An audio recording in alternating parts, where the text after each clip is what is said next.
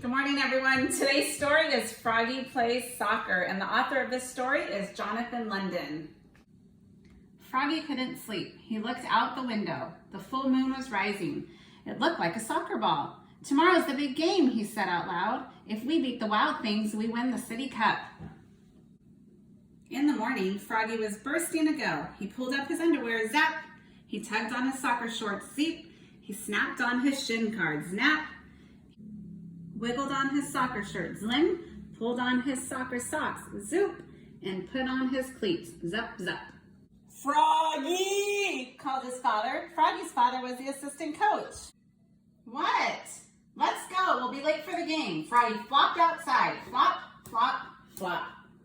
"Remember," said Froggy's dad, "only the goalie can catch the ball, and you're not the goalie. Now repeat after me. Head it, boot it, knee it, shoot it, but don't use your hands."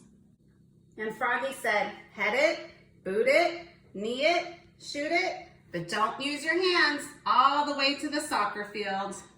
At the soccer field, the coach, Max's mother, said, "We're a team. We're the dream team. Hooray!" screamed the dream team.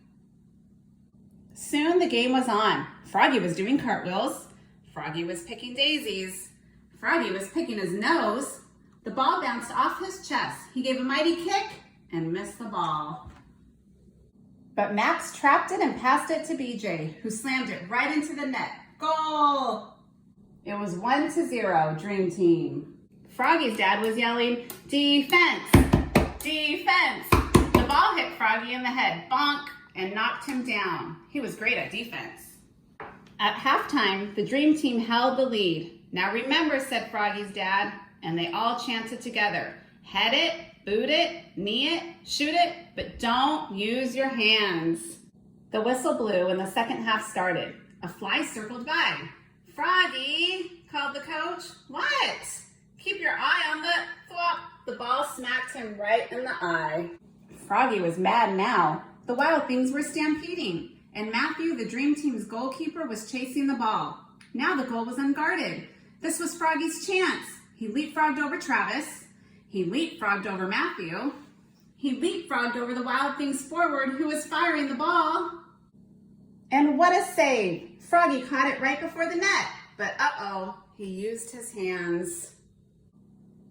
"Oops," cried Froggy, looking more red in the face than green. He looked so silly. The Dream Team laughed, but not for long. The penalty for using his hands was a free kick at the goal for the Wild Things. The Wild Things star forward kicked and scored. Now it was a tied game. But it wasn't over yet, and there was 1 minute left. The crowd went crazy. The clock was ticking, and the ball was coming right toward Froggy. "Froggy!" yelled his dad. "What?" But Froggy knew what to do. He jammed his hands in his armpits. He stuffed them in his pockets. He stuffed them in his mouth. Then he power kicked the ball so far down the field that it bounced over the goalie's head and smack into the goal. Yeah.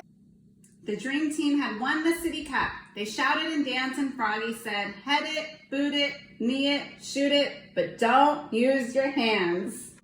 Except to slap high fives. Slap, slap, slap.